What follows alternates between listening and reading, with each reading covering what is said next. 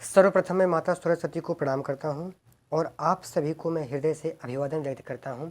जैसा कि हमने पिछले क्लास में पिछली वीडियो में रस के टॉपिक को कवर किया था और आप लोग देख सकते हो हमने रस के बारे में स्थायी भाव, विभाव, विभाव के भेद, आलंबन विभाव के भेद और उद्दीपन विभाव किसे कहते हैं, अनुभाव किसे कहते हैं, इन सब के ऊपर विस्तृत चर्चाएँ की थी। और आज हम इसी क्रम को आगे बढ़ाते हुए अनुभाव के भेद के बारे में हम जानेंगे। आशा करता हूँ आप लोगों को पिछली वीडियो अच्छी लगी होगी, जो भी हमने कुछ बताया होगा आपको समझ में आया होगा। अब हम आगे अपने इसी क्रम से चलते हैं। हम अनुभाव को देखे थे कल, अब हम आगे अनुभाव के भेद के बारे में हम चर्चा करेंगे। जैसा कि आप लोग देख सकते हैं यहाँ पे पीछे हमने लिख के लेके आया हुआ हूँ, यहाँ पे लिखा हुआ है अनुभाव के भेद। क्या लिखा है ये? अनुभाव के भेद। ठीक, क्या है ये? उसके बाद अनुभाव के भेद कितने हैं?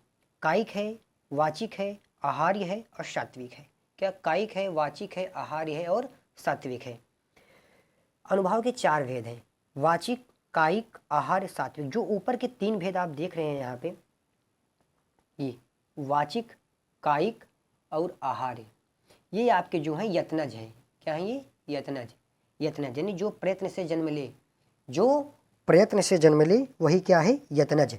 और ये क्या है? सात्विक आपका आयतनज, यानी जो प्रयत्न से जन्म न ले, यानी जो खुद ही अपने आप उत्पन्न हो जाए वही है आयतनज। आयतनज यानी जो यत्नज, जो प्रयत्न से जन्म ले वो यत्नज, जो प्रयत्न से जन्म न ले वो क्या है? आयतनज। ठीक, अब हम आगे इसके बारे में चर्चा करेंगे कि उसको यत्नज कहा गया, कि इसको आयतनज कहा गया। इसके बारे में जब हम आपको उदाहरण बताएंगे तो बहुत ही अच्छे से समझ में आएगा। अब देखिए, स्थायी भावों के जागृत होने पर, स्थायी भाव किसके अंदर जागृत होगा? आश्रय के अंदर जागृत होगा, हमारे और आपके अंदर जागृत होगा, किसी व्यक्ति के हृदय में जागृत होगा। अब देखिए, वाचिक अनुभव क्या है? क्या हम हेडिंग इसको क्या बोलते हैं, हाईलाइट कर देते हैं। ये क्या है? वाचिक अनुभव। क्या ये? वाचिक। अब देखिए, वाचिक अनुभव क्या है हमारा? वाचिक अनुभव हमारा क्या है? स्थायी भावों के जागृत होने पर आश्रय द्वारा बोलकर व्यक्त की गई भावनाएं वाचिक अनुभव कहलाती हैं। अब देखिए, आश्रय क्या है इसमें? जी, हमने आश्रय के ऊपर भी कल चर्चाएं की थी। आश्रय क्या है? जिसके हृदय में भाव जागृत हो वही है आश्रय। जिसके हृदय में भाव जागृत होगा वही बोलेगा। वही यहाँ पे बताया गया है, स्थायी भावों के जागृत होने पर आश्रय द्वारा बोलकर व्यक्त की गई भावनाएं ही वाचिक अनुभव कहलाती हैं। आश्रय द्वारा बोलकर व्यक्त की गई भावनाएं ही वाचिक अनुभव कहलाती हैं। हम इसको हाईलाइट कर देते हैं। स्थायी भावों के जागृत होने पर, ध्यान समझिएगा, आश्रय द्वारा बोलकर व्यक्त की गई चेष्टाएं, आश्रय द्वारा बोलकर व्यक्त की गई जो चेष्टाएं हैं हमारी, वो हमारी किस में आ जाएंगी? वाचिक अनुभव में आ जाएंगी। जैसे उदाहरण हम आपको ऊपर दे रखे हैं, आप उदाहरण यहाँ पे देखिएगा कि जब अब जिन दोष, ये क्या है? ये रामचरितमानस की ये पंक्तियां हैं। क्या बोलते हैं? अब जिन दोष देहि मोहि लोगु, कटुवादी बालक वध जोगु। अब देखिए, इसको ध्यान से समझिएगा। यानी इसमें क्या बोलते हैं, गुरु परशुराम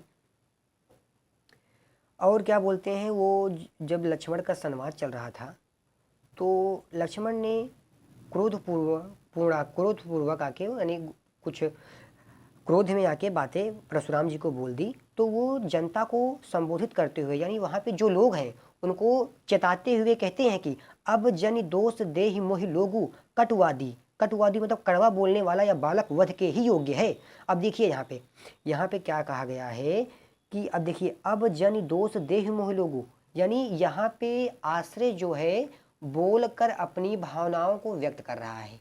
सिंपल सा यही इनका कंक्लूजन है। आप समझिएगा कि यहाँ पे जो आश्रय है, क्रोध नामक भाव जिसके अंदर जागृत हुआ, वो कौन है? भगवान परशुराम के अंदर क्रोध नामक स्थायी भाव जागृत हुआ।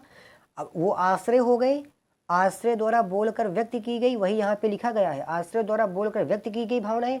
आश्रय द्वारा बोलकर व्यक्त की गई भावनाएं ही क्या है? आपके वाचिक अनुभव है। अब भगवान परशुराम लोगों को, वहाँ पे जो लोग बैठे हुए हैं आदरणीय, उनको संबोधित करते हुए कहते हैं कि अब जन दोष देहि मोहि लोगु, अब जन दोष देहि मोहि लोगु, कि अब आप लोग मुझे दोष मत दीजिएगा, कटुवादी बालक वध, देखिए ध्यान से, अब लोगों कटुवादी बालक वध जोगो, यानी अब देखिए ध्यान से यहाँ पे क्या है, यहाँ पे क्या, यहाँ पे वाचिक अनुभाव है, क्योंकि यहाँ पे आश्रय अपनी भावनाओं को बोलकर व्यक्त कर रहा है। जब वो बोलकर अपनी भावनाओं को व्यक्त कर रहा है, वही तो है आपका वाचिक अनुभाव, बोलकर व्यक्त की गई भावनाएं। परिभाषा भी यही कह रही है कि बोलकर व्यक्त की गई भावनाएं, बोलकर व्यक्त की गई भावनाएं ही आपकी वाचिक अनुभाव कहलाती हैं। अब देखिए यहाँ पे परशुराम का क्रोध सुप्त अवस्था, देखिए ये क्या है, परशुराम, परशुराम का क्रोध जो यहाँ पे सुप्त अवस्था में है।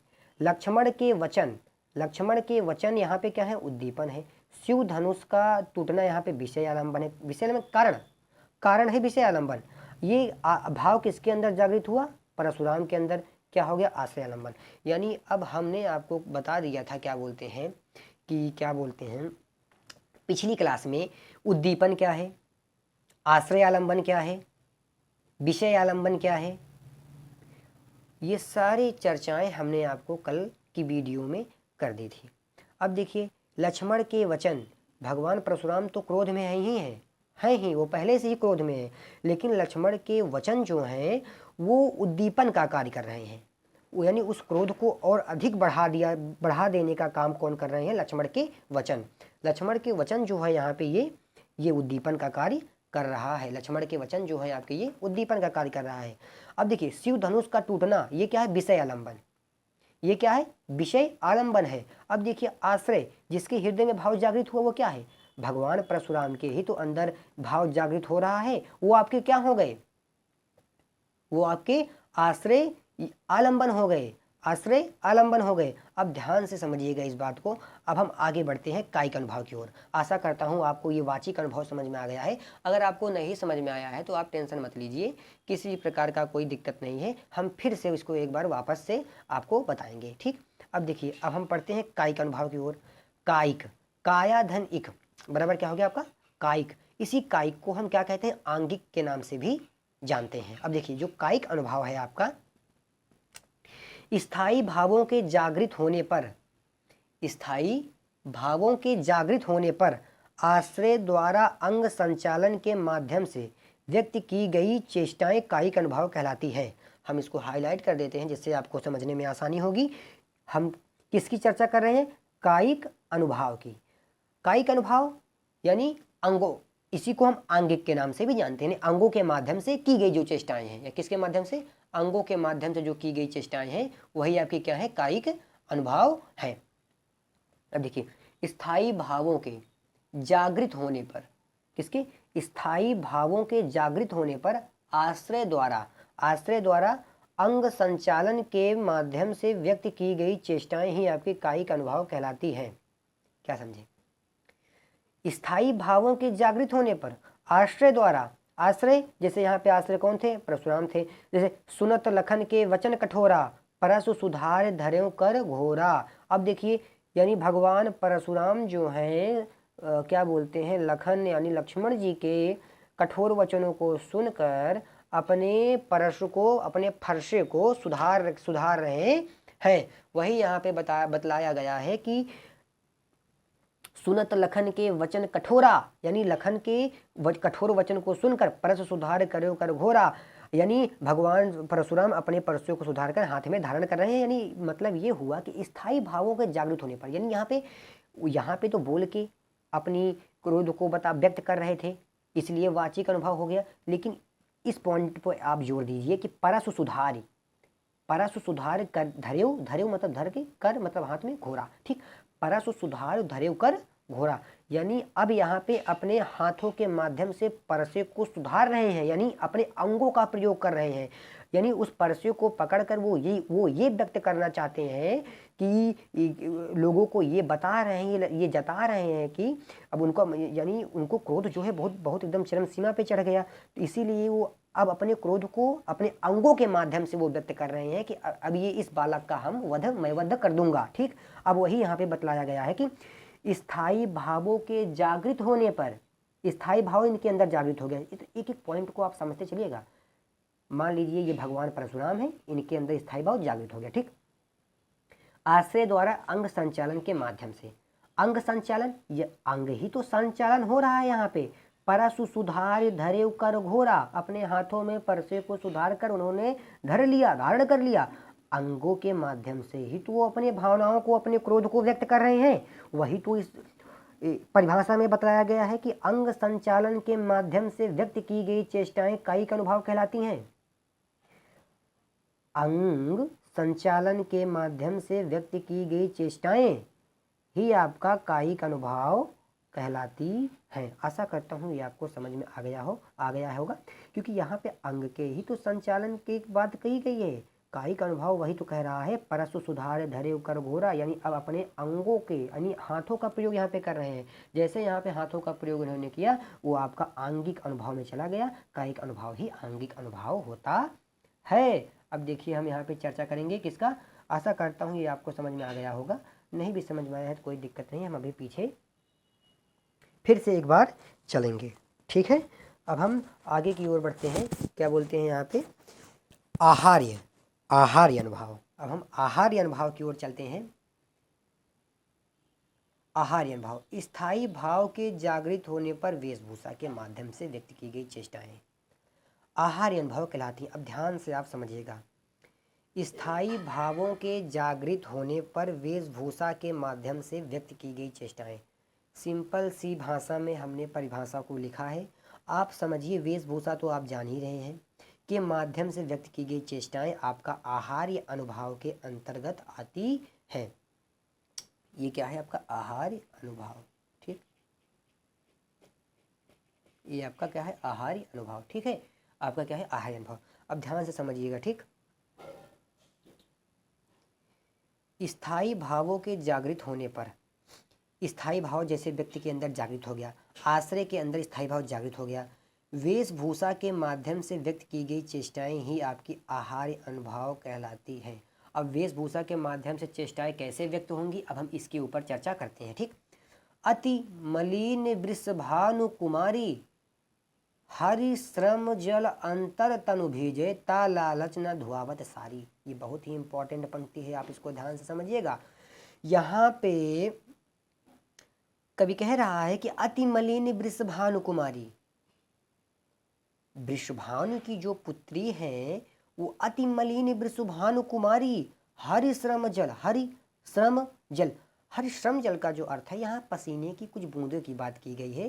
तनु भीजे, ता लालच न धुआवत सारी, कहने का तात्पर्य यह है कि प्रभु श्री कृष्ण की पसीने की जो कुछ बूंदें हैं वो माता राधा की साड़ी पे लग गई हैं। वही यहाँ पे वो कह रही हैं, ता लालच न धुआवत सारी, उसमें उनकी प्रियतम की याद है, उसमें उनके क्या बोलते हैं, या एक तरीके से हम कह सकते हैं कि उनके क्या बोलते हैं प्रियतम, उनको चाहने वाले की उसमें याद है, इसलिए उस लालच से वो साड़ी को धुलवा नहीं रही हैं। यानी यहाँ पे क्या है, साड़ी की बात की गई है, वेशभूषा के माध्यम से अपने भावों को व्यक्त किया जा रहा है। यहाँ पे क्या बोलते हैं वियोग श्रृंगार एक तरीके से है, श्रृंगार रस है। श्रृंगार रस में भी कौन सा है, वियोग श्रृंगार है। अब वियोग श्रृंगार के भी कई कैटेगरी होती हैं, उनको भी कई चरणों में बांट दिया गया है। हम जब श्रृंगार रस को पढ़ेंगे तो हम श्रृंगार रस के भी कई तरीके से, मान हो गया, प्रवान हो गया, प्रवास, यानी इन सब के बारे में भी हम आगे चर्चा करेंगे कि मान क्या है।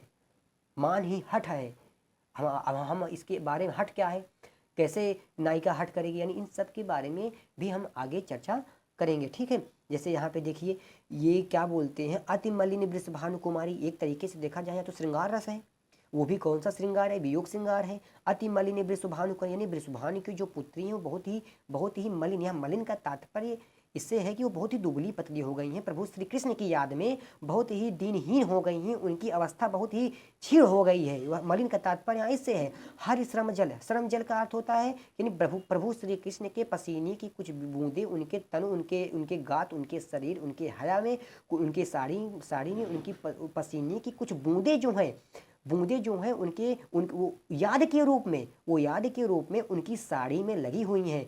इसीलिए जो यहाँ पे नायिका कह रही हैं कि कभी कहते हैं कि लालच न धुआवत साड़ी, उसी लालच से कि इसमें मेरी प्रियतम की याद है, इसी लालच से वो अपनी साड़ी को धुलवा नहीं रही हैं।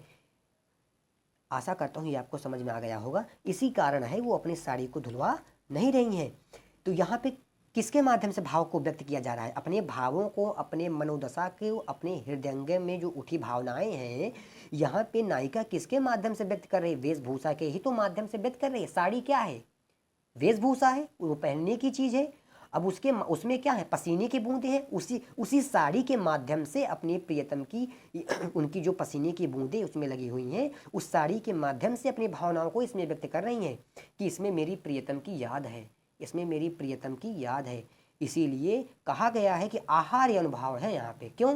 क्योंकि स्थायी भावों के जागृत होने पर, स्थायी भाव, यहाँ श्रृंगार तो जागृत हुआ, स्थायी भाव जागृत हो गया, पर वेशभूषा के माध्यम से, वेशभूषा के माध्यम से, वेशभूषा के माध्यम से व्यक्त की गई चेष्टाएं, व्यक्त की गई चेष्टाएं, व्यक्त की गई चेष्टाएं ही आपका, ये सारी चेष्टाएं ही व्यक्त की जा रही हैं, आपका अनुभव कहलाती हैं। हम आशा करते हैं ये पंक्ति आपको अच्छे से समझ में आ गई होगी कि ता लालच न धुआवत साड़ी, इसी कारण से उस साड़ी को धुलवा नहीं रही हैं कि इसमें मेरी प्रियतम की याद है।